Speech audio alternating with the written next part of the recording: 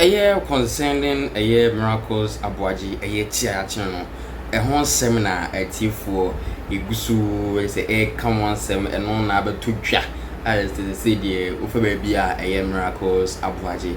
Now, a year MP elders, Edin Simbi, Ababon team, on Fubi now shredding about trauma dream, or a choir as a T4, at the CTC at the churches, and Nancy, who say, or my watching a year abroad, if in a catchy. Comedy could be a bona, queerdom down bono, and you want any concept, I could most of the comedy bono, and any answer, and I say, imprimpian, so my coach, a miracles, Aboagye. I come up with say, and change, and I change it, and I say, queer the bono, and you know, correct, yes, I bet you need your question, I say, a dear friend say, and watch one of my, you be dinner access piano.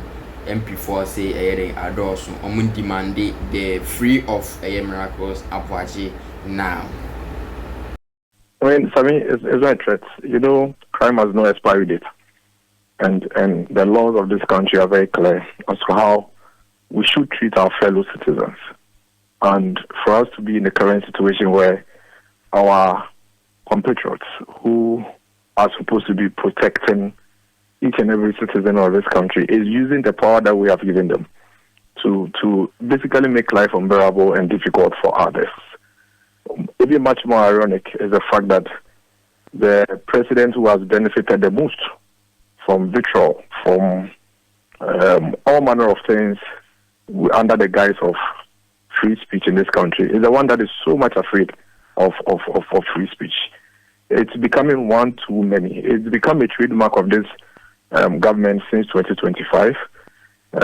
Several arrests, people's homes were broken into in 2025.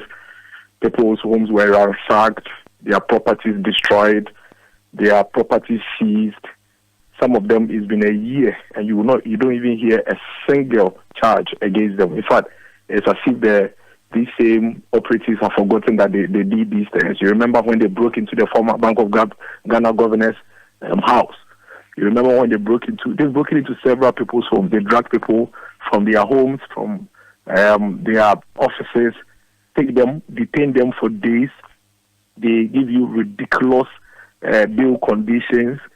Some people are slapped with bail conditions in excess of 100 million, 70 million, 60 million, and some are kept for 3 months because they are able to meet some of these almost impossible bail conditions to meet. That is surely not how to treat a fellow citizen. Remember that the laws we operate in this country is presumptuous of the fact that until you are proven guilty, you are innocent.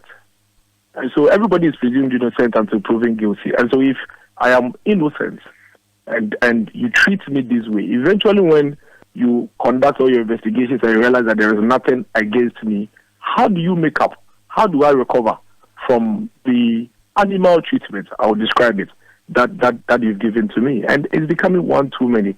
The recent one, David Esando, Agona West constituency organizer, simply makes a Facebook post that Dumso is back. How in the name of the Almighty God does such a post demand the state basically kidnapping the young man and keeping him, for all these hours? What exactly is he supposed to respond to? What exactly are they investigating? Even more worrying is the fact that today. But Dennis, sorry to cut in, but then bringing this David Esando in, the report we had was that on social media he more or less created a fake billboard with a photo of the president, saying that Dumso is back, when indeed there was no billboard anywhere that has that particular. What is the crime? I'm coming.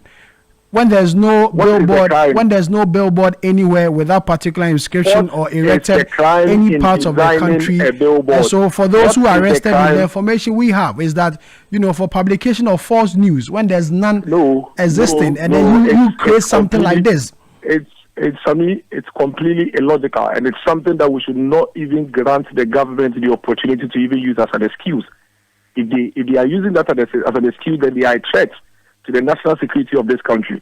Sammy, this evening, I can design a billboard on my laptop with the picture of President John Dramani Mahama and label it "Dumso is back," because the lights in my home have gone off, and I wouldn't have committed any crime against him, neither would have committed any crime against the constitution of this republic.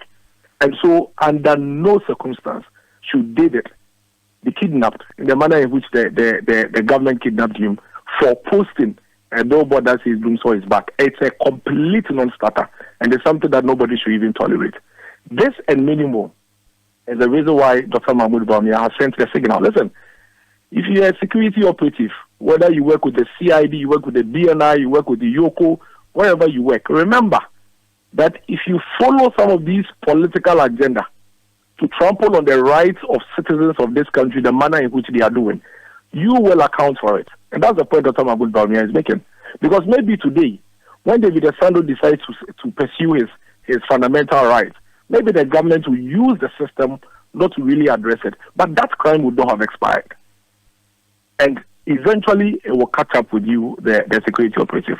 The notice Dr. Mahmoud Bawumia is sending is simply, let's use the rules of engagement, the laws of this country that our forefathers shed their blood to set forth for us, to protect everybody. You can't just show up in government and all of a sudden you are afraid of your own shadows. Well, we know in this country, when former President Nana Dudako Akufo-Addo was painted with gay colors, how many images, caricatures didn't you see of former President Nana Dudako Akufo-Addo, some of which were shared by the president himself on his Twitter handle? The president we have today, John Dramani Mahama. So how the hell is a president that is worth its salt afraid of free speech? How? How are you afraid of free speech? How in the name of God should any Democrat be afraid of citizens expressing their view? And let me tell you one other thing. The government is basically using, it's like they're having okay, I think the children are listening.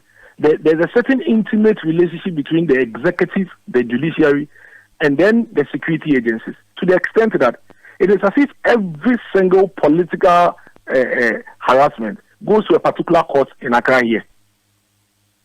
Every political harassment, anytime they go after an MPP person, they take that person to a particular court. And immediately you get to that court, that judge gives you some 2 weeks remand. These things may look like fun now, but the point we are making is that it is a crime for you to detain or remand a citizen of this republic on the basis of defamation. And if you do that, when the tables turn, the laws will be applied on you, the operative, no matter where you find yourself. And I think it's a fair point. All you have to do is to operate within the rules of engagement and make sure that you protect the interests of the citizens of this republic and not be used by people in power against your fellow citizens. That is inhuman. And that's the point Dr. Mahmoud Bawumia is seeking to make. On the issue of the MPP Bono Regional Chairman, Aboagye DC, this is an ongoing case because we are told that this has nothing to do with him and the state. It has to do with some intemperate language he used on a judge. The more reason why he's in court on this matter. So why would you also want to describe this as form